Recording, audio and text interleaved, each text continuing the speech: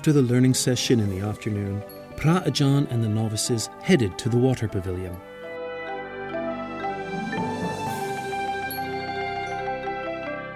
During the Nampana session, Pra Ajahn told the story of a wealthy Indian man who wanted a Tibetan king's land. The king told the man to run around the land he wanted. He then ran around the mountains and rice fields from dawn to dusk, and then returned to the king. So until 3 o'clock at the noon, he will forfeit the land because nearly sunset. He's very quick. He ran like the horse, Go back, go back to the palace to see the king. One is arrive the palace because he finished his energy, everything, and then he drink the whole day because of the greedy he won. So the king asked, "Have you got your land?"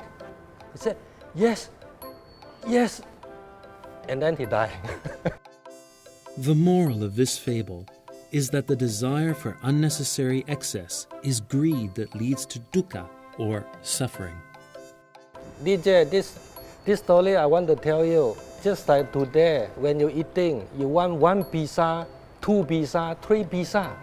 You take 3 pizza, how big your stomach is. After the Nampana session, Pra Ajahn had the novices tidy up the requisites in the water pavilion and then sweep the leaves in the yard and nearby areas.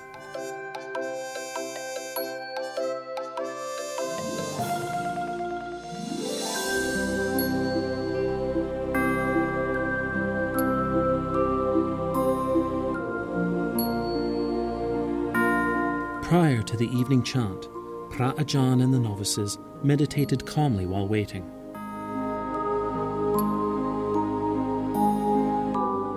Once their minds and bodies were at peace, Pra Ajahn began the evening chant to recall the triple gem. It is excellent because it is well expounded, and it can be divided into path and fruit, learning and liberation. Last night, Pra Ajahn Gewali, the abbot of Wat Ba Nanachat, or the International Forest Monastery, gave a sermon to the novices. The novices chanted the Konisaya in preparation to travel to Wat Ba Nanachat to stay and learn in the upcoming days.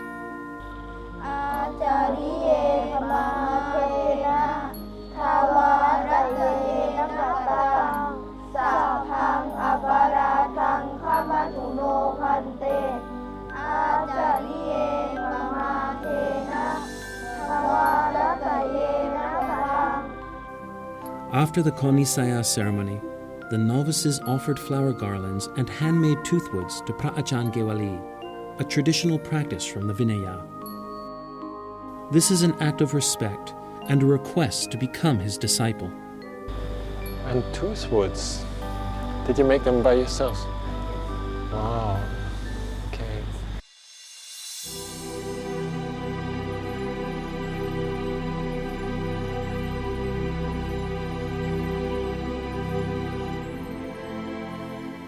Pra Ajahn asked the novices who came from different parts of the world about the different time zones. How many hours time difference between? I think if 5 p.m. It's gotta be like almost in the morning here. You have to imagine the world, like there's so many different people getting up, going to work. There's constant activity all over the world. And we always have the feeling like we're the center of the world. We sometimes forget there's other people somewhere else. And we sometimes forget to think of like other people in other countries. So it's really nice to come together like this, and we're doing the same thing all together at the same time. Then Pra Ajahn Gewali discussed meditation with the novices, allowing the novices to share the feelings they have while meditating. Sometimes I feel a bit weird because sometimes I feel on my foot it's like tingle sometimes because I sit there too much. Okay. And then my foot normally gets tingle, or sometimes when I stand up I hurt my leg. Oh. And feel weird because my leg, it feels like I'm doing this, but actually I'm doing that other move like that. Okay. Pra Ajahn advised them that there is no fixed method of meditation and that the novices should practice at their own convenience. They might count their steps or pray Bhutto. Regardless of the method used, the main focus was to concentrate on the present moment. Pra Ajahn Gewali introduced Pra Ajahn Sunanto from the US, who accompanied him to Thailand. Hello, my name is Ajahn Sunando. I've been in Thailand for roughly 14 years. I ordained as a monk for 13 years, and I was a novice for 4 years before that. So altogether about 17 years ordained, but officially 13 years as a monk. Pra Ajahn asked the 12 novices why they ordained, and then gave them a short sermon. To understand suffering, the cause of it, the Very end good. of it, and the path towards the end of it. Very good. Very good. Sadhu. Excellent answer. Can't say anything better than that. Pra Ajahn Gewali gave a sermon on the origin of suffering and asked the novices to share their experiences of suffering. My brother, he broke his collarbone. In England, where my nanny lives there, and then she needs help from my auntie, and she has cancer in her hips, I believe, and her right eye is like, she can't open it because the cancer is spreading in her body. Pra Ajahn taught them that the causes of suffering are hard to avoid, but we can do our best to help someone ease their suffering. Say, and if you have that recommendation for somebody else, you just tell them, don't worry, just go to sleep for a while, relax, let go. You don't have to do anything right now. You're sick, you're suffering, you got a headache. I see, I think you can let go. You give them encouragement. Maybe there's no, you can't suggest surgery to him or so, and you can't, there's not much you can do. You can only give advice. Sometimes that's also very important, like being a good friend and giving advice. Then Pra Ajahn Gewali had Pra Ajahn Sunanto give a sermon on how to deal with suffering. So it's more a matter of just trying to see what's happening, the very basic things in life, basic things like your own body or your moods or your thoughts. And then you can reflect on these in a very basic way. Whatever is impermanent you can't keep. Whatever you can't keep you have to let go. You don't really have an option. It's not even really possible to keep anything impermanent. So that the more that you let go intentionally, then the more freedom that you have, and the easier it is to practice, and the more that you develop. And when you let go of things, often you develop more panya, more wisdom. And then when you learn to let go of things, you can actually have happiness. At the end of the talk, Pra Ajahn Gewali mentioned the topic to be learned during the third week, which is on love and compassion. Does anybody know how you call this, like to have like compassion with somebody like this? What's the Pali word for that? Karuna. Karuna, that means compassion. Great. And compassion, and then there's another word that we sometimes use. Karuna and metta. Okay, great. So this is actually, honestly, like this is the topic of this week, is like loving kindness. So one way, if you face suffering for yourself, you can say, okay, I'll let go. And also metta. You just find something that you can lift up his spirit. Sometimes you need to kind of charge it with your good energy, and then just feel like you're sending your friendship and your love, your metta, your compassion there. After finishing the sermon, Pra Ajahn and the novices chanted to spread loving kindness to all living beings. This is what should be done by one who is skilled in goodness and who know the path of peace. Let them be able and upright, straightforward and gentle in speech.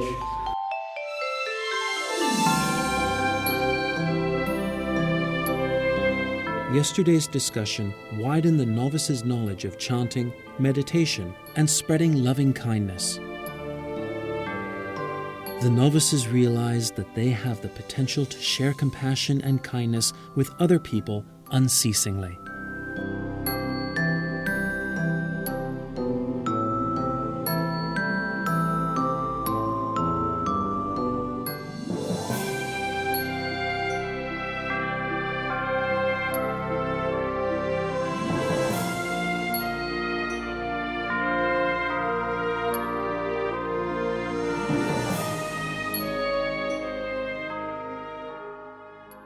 Another day of training began. It was the last day of the third week, learning about love. The little novices still practice meditation to be enlightened in the Dhamma.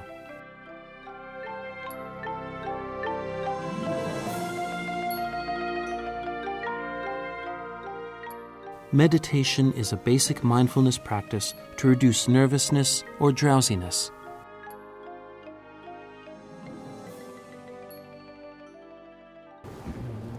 Antamayang Dhamma Vittudin Karoma Se Yoso Swakato Bhagavata Dhammo Santitiko Akaliko Ehipasiko Opanayiko Pachatang Veditapo Vinyuhi.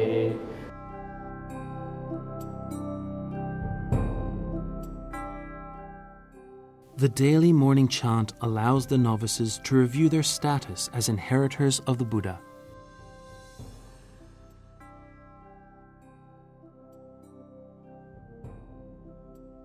Although the novices had to practice the Sekyavata together with Pra'ajan, many of them had their own personal methods to remain focused on their present tasks.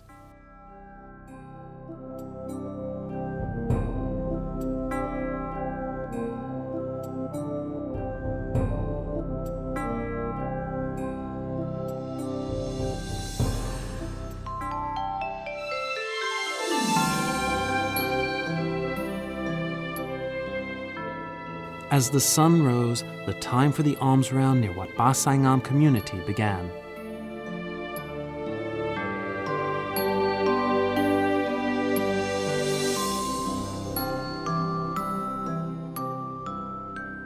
Although it was raining at first, the novices still went for alms as usual.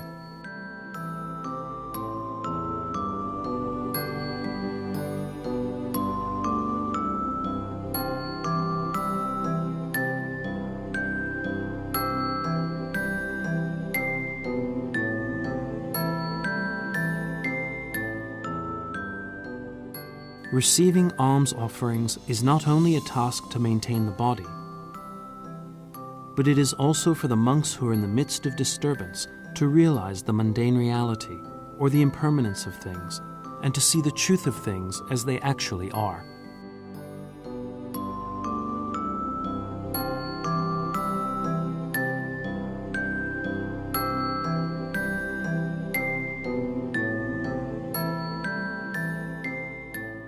On this weekend morning, there were lots of people waiting to offer food as usual.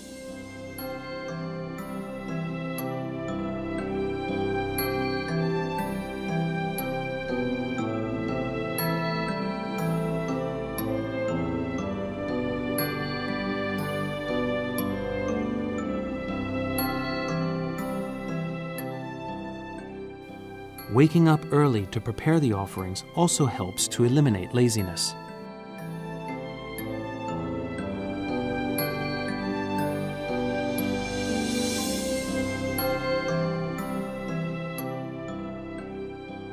In addition to the villagers from nearby areas, the novices' families also join the offering.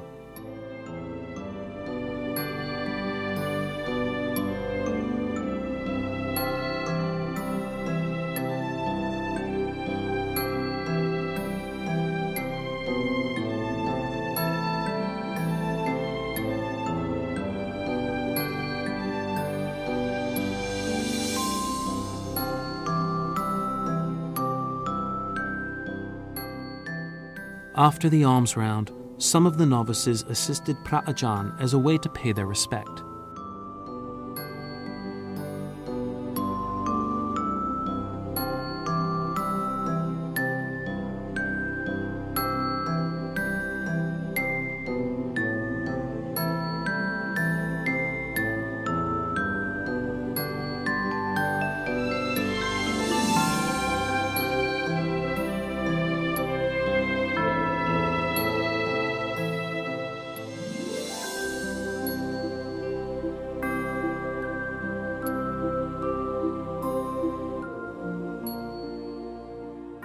Before breakfast, Pra-Ajahn had the novices practice the Just as Rivers chant, another fundamental chant which the novices must memorize by heart. Most of the novices practiced with Pra-Ajahn and amongst their friends.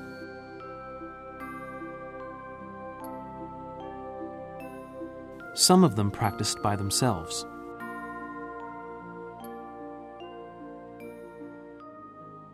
Chando panala soyatha samijatu sape pulentu sangkapa.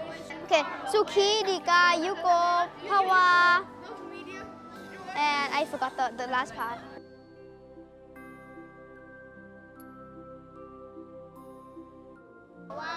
Chatalo Thalma Vadanti Ayu Wano Sukham Phalam.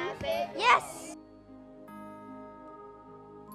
No Chataro Thalma Vadanti Ayu Wano Sukham Phalam. Pra-Ajahn separated some novices to practice outside the food hall.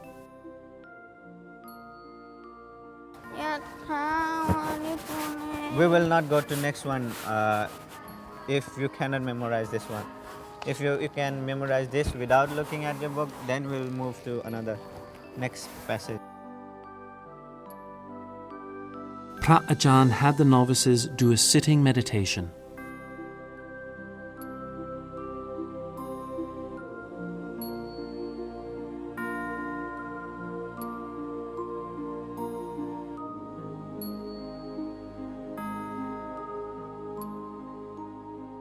During the meditation, Pra-Ajahn informed them that they were here to participate as a novice, not as a boy.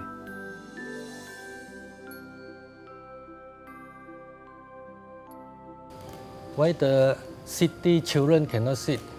Sitting meditation. Why? Because they play the game.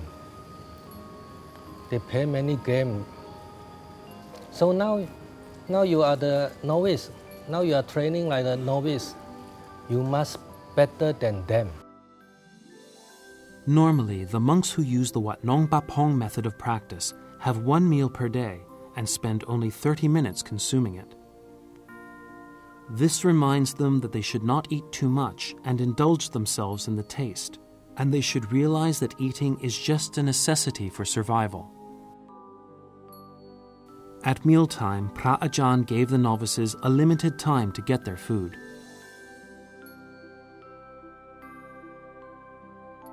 5 seconds. 5, 4, 3, 2, 1, go.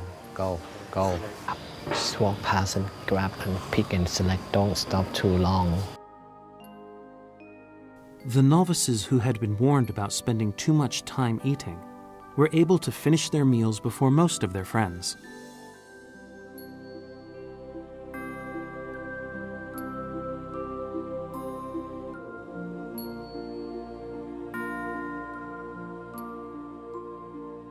At the same time, some of the novices had a chance to wash Pra-Ajah's hands.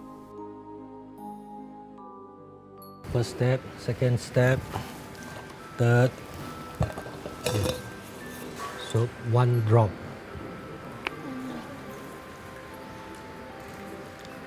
Okay. The water, you not do like this, cannot, you just pull like this.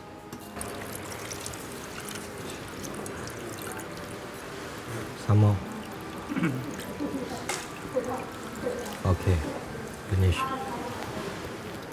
Going back to do it like this for your mother and father, no? The daily routine of taking care of the requisites made the novices more active.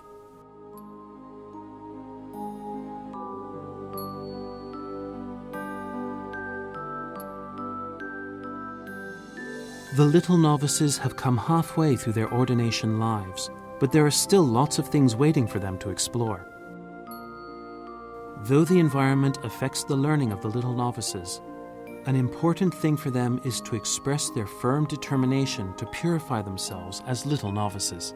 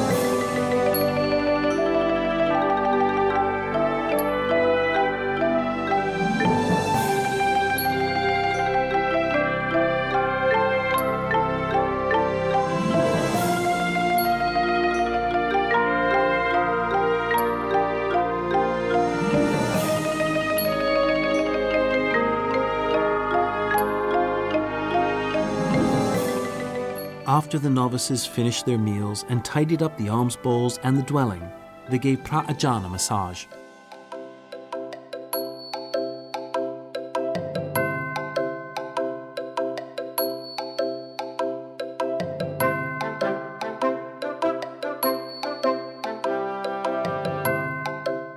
Some of the novices still needed time to take care of their alms bowls. One of them arranged the bowls neatly.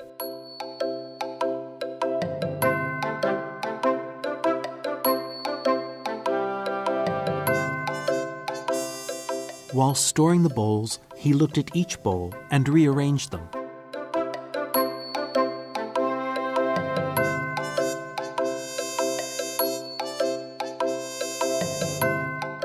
His friend sat calmly and waited for Pra Ajahn, but he was still working on the arrangement.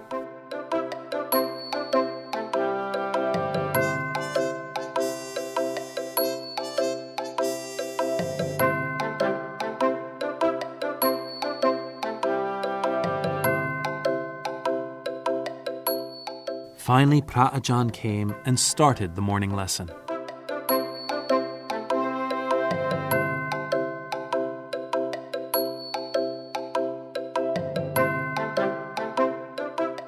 Pra Ajahn had previously informed the novices that because of their age and maturity, they were still not allowed to practice a forest pilgrimage.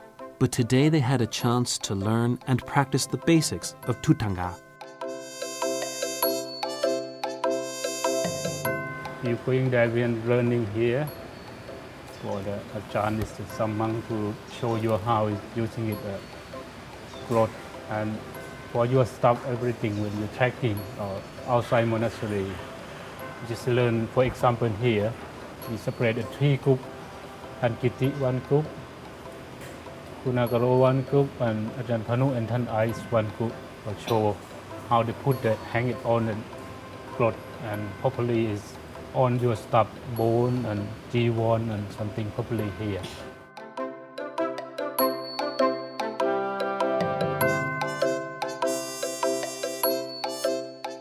Three groups of novices picked up the necessary utensils for Tutanga. Days before, they had seen pictures of Pra Ajah's utensils.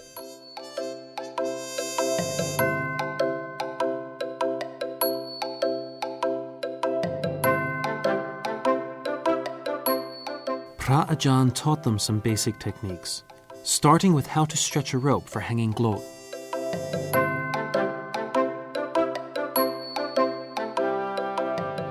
Gloat is a long-handled umbrella or sunshade.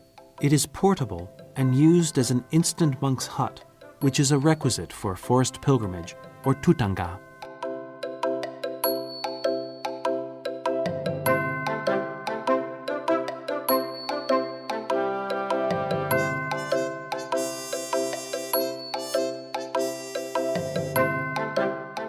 In the past, the monks inserted the hilt of the sunshade into the ground, which is quite difficult in some landscapes.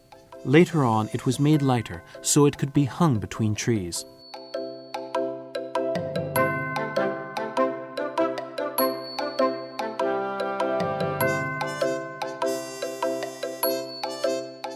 In order to hang a sunshade, rope skills such as tightening, tying, and untying are basic requirements. And then one tie, and then like this. This one. Double, huh? Yes. Double and tie. Double and tie. Okay. Yeah, you see, like this. Okay. When you want to get it off, you just pull. You pull that. Oh, it's like tying a shoelace. Yes. But to me, Ajahn, I like to do like this. Oh, not good. Not good. Why? Why not good? Because you have to pull this one. You see?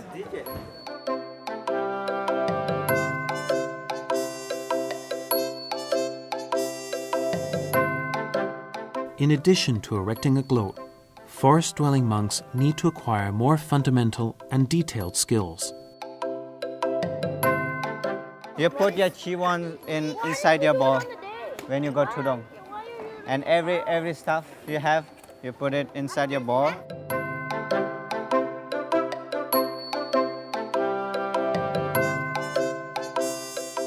After the gloat was erected, there were still many steps involved in making it practical for lodging.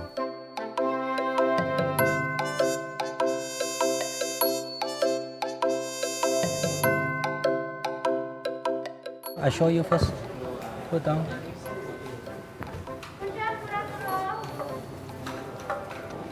Okay, you see?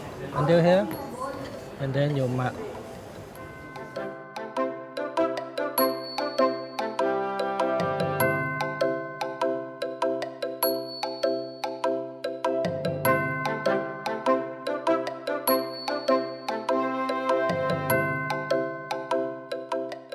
When moving from place to place, monks have to know how to keep their requisites portable for travel.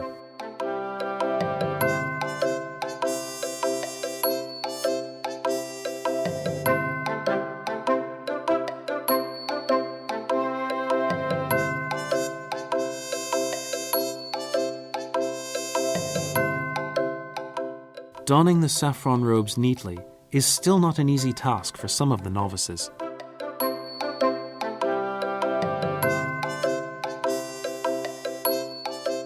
During a tutanga, novices would need to don the saffron robes neatly and bring lots of requisites with them.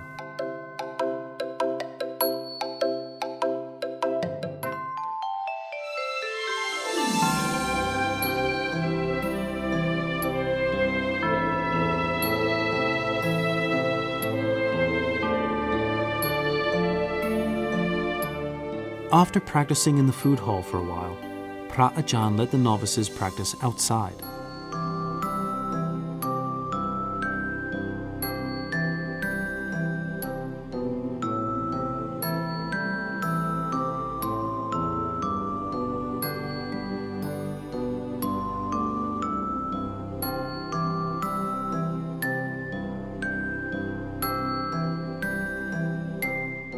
Phra Ajahn chose a suitable practice area for the novices.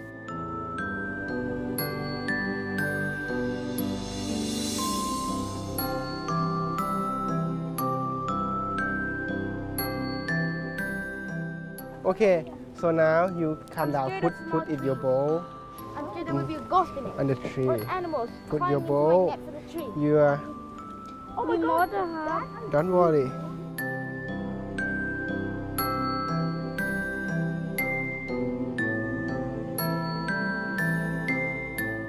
Although the novices had spent some time practicing in the food hall, when they tried to do it in natural surroundings, each step was not as simple as it seemed.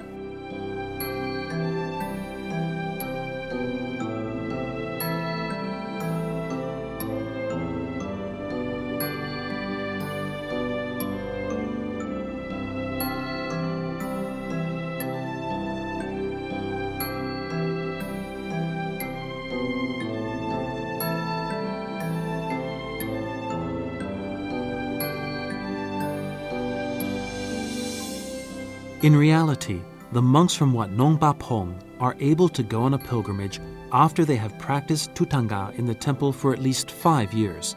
The senior monks will consider if they are ready for tutanga.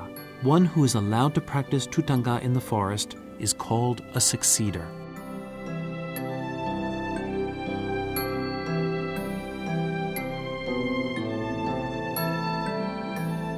The purpose of tutanga is to live an ascetic life in the forest to gain more Dhamma experience, patience, self-dependence, and to learn the profound Dhamma by heart.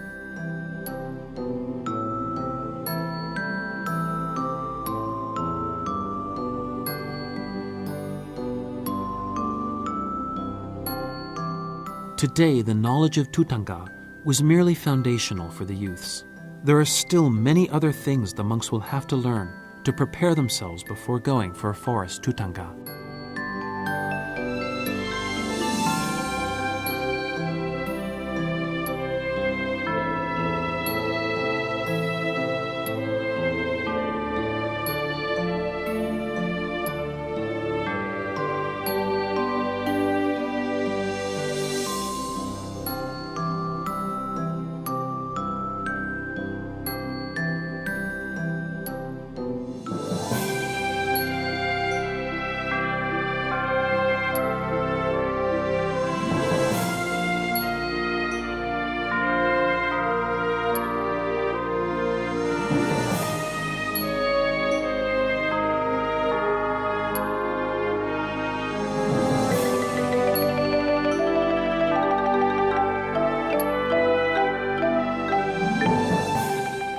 Each afternoon, the novices learn through activities which support their development, suitable for their age.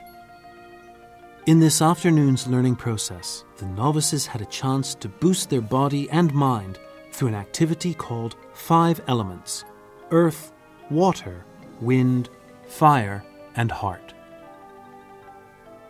For today's first activity, the novices created their own Buddha image from clay with Mr. Dusadi Rakmani, or Mr. D, a sculptor whose works are inspired by his interest in Buddhism.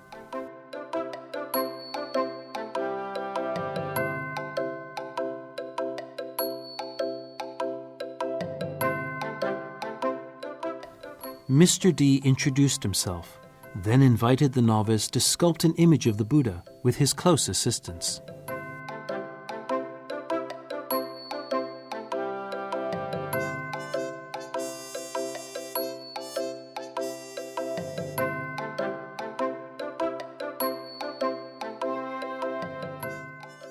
Don't use water right now.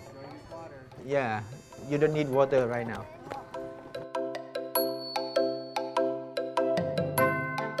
As the clay is hard, it has to be softened by kneading before it can be used. Most of the novices had to put in quite a bit of effort to mold it.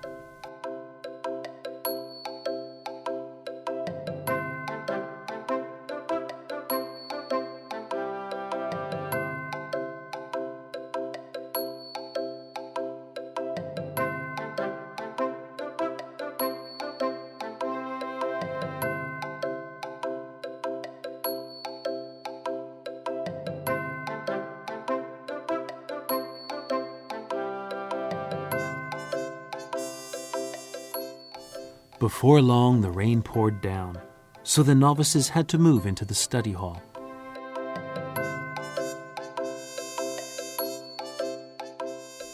Every novice concentrated on sculpting. Although they had never done it before, they were fully focused on their work.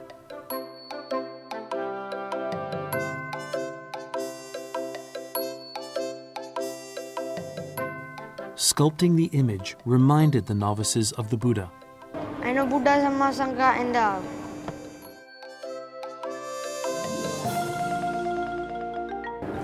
who knows the path of peace, let them be able and upright, straightforward and gentle in speech, humble and not conceited.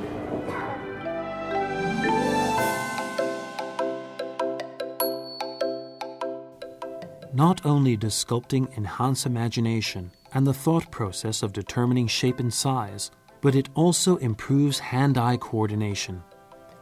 Furthermore, it helps with the movement of small muscles, which is the key to develop children's skills in doing delicate work, such as writing, drawing, or crafting.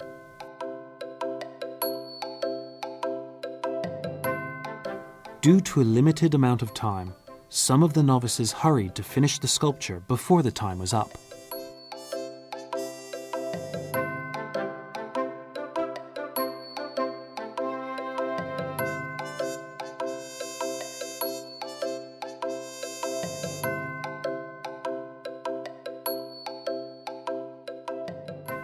Besides Mr. D, who assisted everyone in molding their sculptures, Hunter, a psychologist who has observed the novices for a couple of weeks, also joined the activity.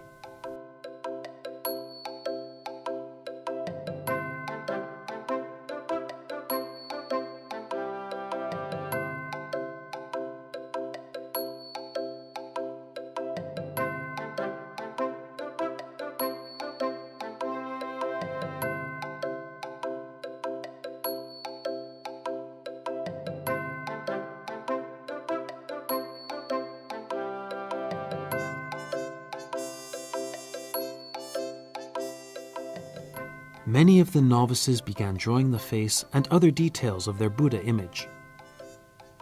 Each of them had their own technique to create a unique work of art.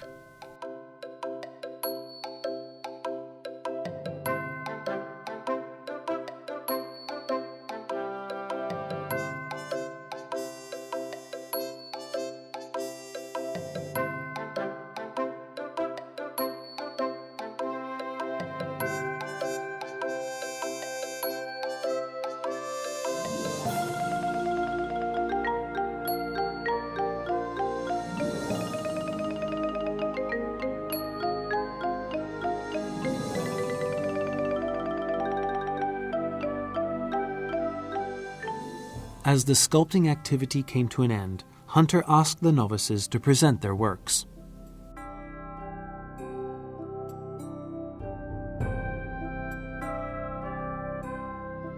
This is my Buddha.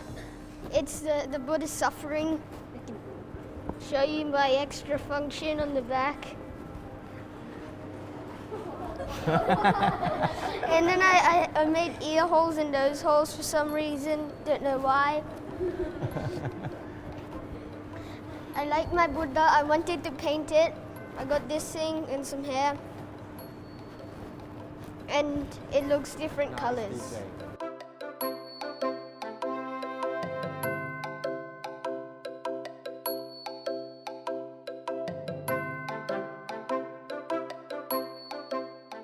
I got this thing from like some Buddha statue. It has like a flame on the top of the head, so I did it, but it's kind of shaky.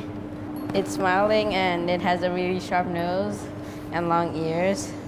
I think in this class, we don't need people who have high skill to do good work. Good work is come from love and feeling really want to do it. And I think we're pretty good at this. Make something that we love to do and the pieces come out quite good. Give some feeling that we can see.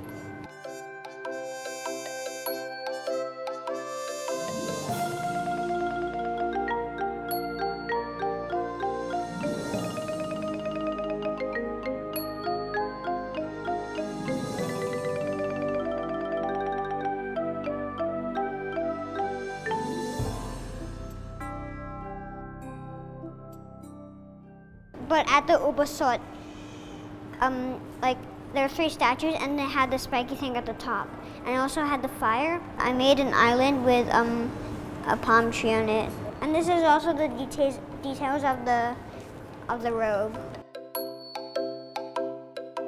I thought it would fail because it looked weird, and then Hunter said for me to make it flat, and then he started shaping the legs, and we managed to fix it.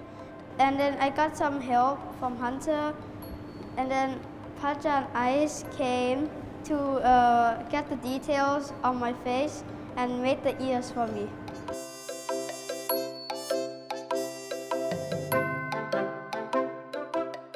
Before the end of the session, the instructor summarized the morals of this afternoon's class. Who know about 4 elements? Earth, water, wind, and fire. Earth, water, wind and fire. Do you know the clay have that 4 elements also?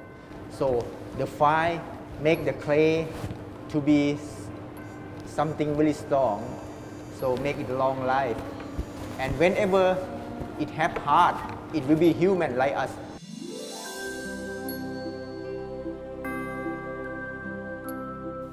The novice representatives thanked Mr. D for coming.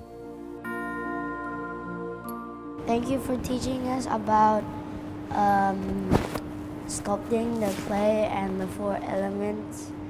And we learned that you need to have patience to make something that needs detail to make it look good.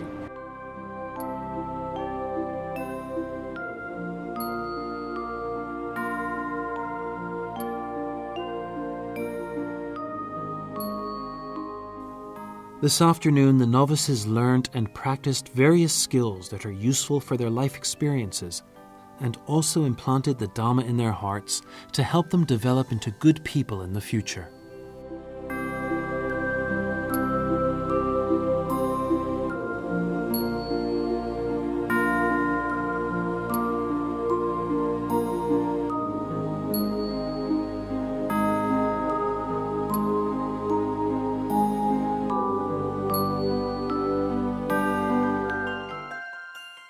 We would like to invite all Buddhists to an alms offering of dried food for True Little Monk, a wisdom training program for novices, at 6 o'clock a.m. at Wat Ba Sai Ngam, Det Udom, Ubon Ratchathani. Please follow the summary of daily routines tomorrow at 9 o'clock p.m. Follow us worldwide through the streaming on www.truelittlemonk.org. trulittle.com or Facebook True Little Monk. The dual language broadcast is available on True Vision channels 60 and 99 and True Vision HD channels 119 and 333 and True Blupanya channel. The dual language live broadcast is accessible 24 hours on True ID and True Blupanya applications. All episodes of the Daily Reel documentary of True Little Monk are available on YouTube.